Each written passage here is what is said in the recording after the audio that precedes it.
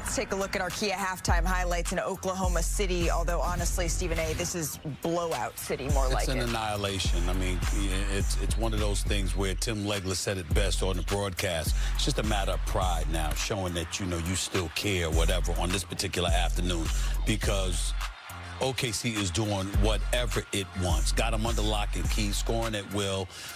This is just one of them bad things. Oklahoma City is led by as many as 35. At one point, they went on a 20-0 run without Shai Gilgeous-Alexander on the floor, and this is what the Grizzlies' top players are doing here. I know you were calling for more from Jaren Jackson Jr. in this one, UD. Yeah, I mean, we talked about it earlier. If they hope to make this a series, he has to be amazing and ultra-aggressive offensively. And what I don't like is, right now, we have a smaller defender in Alex Caruso. I understand they bring the green over, but get 2 feet in the paint and create an advantage so somebody can get a wide-open shot. I think he wasn't aggressive enough. Right now, I know Jalen has guarded the post right now, but that can't be a turnover for Jaren Jackson Jr. He has got to get in that paint. He has got to create some kind of advantage with those smaller defenders. That will help his other guys get going. I just don't know. Listen, you know better than me, but my issue is you've got him having the ball 25, 30 feet away from the basket. So I'm like, why is he getting the ball in that situation? Jaren Jackson Jr. is not a ball handler per se. He can handle it a little bit, but to have him dribbling against Alex Caruso 20 feet away from the basket, I don't think that's all on him. I think that's coaching. Anything can happen in the second half of a game, but this feels as close to pack it up as you can call it. The problem is that the only issue I have with you two, my good brothers, is y'all figuring out all the issues what's going on with the Memphis Grizzlies. The issue is Oklahoma City, how dangerous they are. That's the problem. That is the problem. This is a statement, not just to the Memphis Grizzlies, but to the rest of the Western Conference, the non-believers, the guys like Draymond Green who say they play too. They ain't playing tonight. They ain't playing right now. They standing on business defensively. This is a team that is going to the Western Conference Finals. This is how you come out on game one and make a damn statement at the crib to show that we got the personnel to match up with anybody, and we don't care about offense. Right now, SGA is 2 for 10 from the field. They up 30. Not 30, they up 30.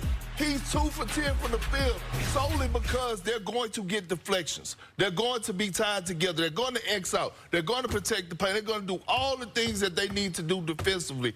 Defense win championships. I don't know why you got a problem with us. We said it during the pregame show. We've been saying it all week. We've been saying it all month. You've been saying it all year. Say it again. So why? I'll tell you one thing. Why? If you're on the Memphis side of things, you either quit or keep going. They both gonna hurt. What you gonna do? You got 2 games to get 1. It is Easter, quit or, and so keep Memphis going. They is both hoping gonna that hurt. they too can rise in this one. Paolo Banchero getting set for the second game of our doubleheader right here on ABC, taking on the defending champs, the Boston Celtics. To you by ESPN Bet Sportsbook. Sign up for ESPN Bet Sportsbook and get $100 in bonus bets when you make your first $10 wager. Download the app today and sign up with the promo code COUNTDOWN to get started. So OKC, they swept the Grizzlies in the regular season 4-0. But Stephen A., it's worth noting that both Ja Morant and Jaren Jackson Jr., they only played in one of those games. So I'm asking you who you got in this game. OKC. Grizzlies. Yeah. No chance for Memphis. OKC is rested. They're the better team. It's on their home turf. And obviously, Ja Morant is still not 100%. Memphis is a damn good team. I think they got a chance to make this a series, but not today. I'm with you. I'm going with the Oklahoma City Thunder. Is anybody picking the Memphis Grizzlies in this game? No? Okay. Then I will ask you this. We're all rolling with, which historically goes a little shaky for us when we all pick the same team. But in this case, it's warranted. The Oklahoma City Thunder, they have rolled through the regular season. But you notice they haven't played a meaningful basketball game. And I mean that in the sense of the fact that the rest of the West has been jockeying for seeding for the last 6 weeks. And OKC's been chilling with their arms crossed. Is there any challenge in flipping that switch? A lot of the times with some teams, I think that's a challenge. But with this team, I think they just have good habits. I mean, if you look back to last year, this is not just what they did this year. They didn't just catch lightning in the bottle. They had a great defense last year. They had a good offense last year. As a young team, they embody all the right things. They make the right plays. They enjoy each other's success. They get back on defense. They hold each other accountable. So I think this is who the OKC Thunder are. I don't think it really matters that they haven't had meaningful games because their habits are so good. They're fine. Look, I'm looking at the matchups. I'm looking at Chet Holmgren and Jaren Jackson Jr. Yes. And if the Grizzlies have any shot of making this a series, I'm looking at Jaren Jackson Jr. and saying, can you go out there and impose your will? Can you go out there and show us why you were Defensive Player of the Year a few seasons ago? Can you go out there and show us offensively why you're the only All-Star that made the All-Star team this season? I'm waiting for him to have that moment where we can say, hey, man, Jaren Jackson Jr. is a top 10 big in the NBA. I can't say that right now, but I do have faith in Chet Holmgren, and I know what he's capable of doing on both ends of the floor. That's the tip he's been on when it comes to OKC. Chet Holmgren, right? For me, it's Jalen Williams. I want to see this brother step up. I watched Shai Gilgeous-Alexander do his thing in the playoff last year, okay?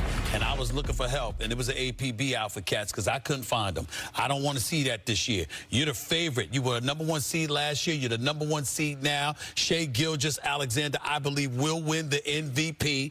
I'm looking for Oklahoma City to impose their will and their dominance and to let the rest of the Western Conference know, yeah, all the hype you've been hearing is totally true. Right. You're going to have to come through us. That happens when Jalen Williams steps up and shows what he's capable of. He averaged 22 a game this year. It happens when he shows up and reminds everybody, you're going to have to deal with me and Shai, not just Shai. Averaging career highs across the board here for Jalen Williams. For Ja Morant, we know he's dealing with that nagging ankle injury. What will tell you, for last game it was the dunk that said, all right, he's feeling just fine. What will tell you that he's okay in this series? If he comes out, he's aggressive, he gets out in transition, he's making plays early, getting downhill, getting in the paint, whether it be finishing or spraying to other guys. But once he gets in there, you're going to have to see Chet. You're going to have to see Hartenstein. So he's going to have some decision making.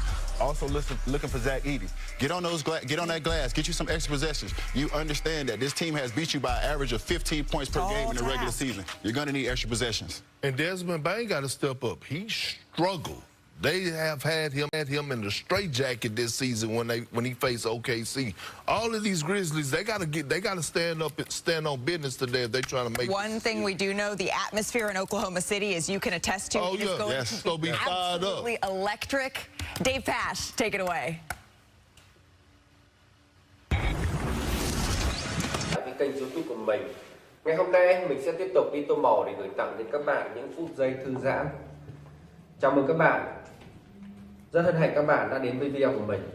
Và để làm được video tô màu của mình thì mình sẽ chuẩn bị những dụng cụ như sau. Đây là bút sáp màu và đây là điện thoại để mình quay lại quá trình mình tô màu. Đây là những sản phẩm được in sẵn. Đấy. Đây là những con vật này. Đấy. Đây là những con vật. Đây là những đồ vật. Đấy. Vân vân. Bây giờ mời các bạn cùng theo dõi quá trình mình tô màu. Các bạn xem video của mình thấy hay thì hãy ấn like và đăng ký kênh để ủng hộ mình nhé. Mình cảm ơn các bạn rất là nhiều. Mình sẽ tiếp tục bằng những các bạn nữa, vì là mình sẽ tô sâu các bạn, tô cái mắt các bạn luôn.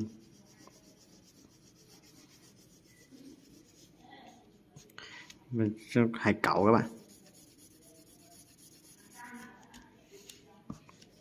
tô còn lạ hơn các bạn.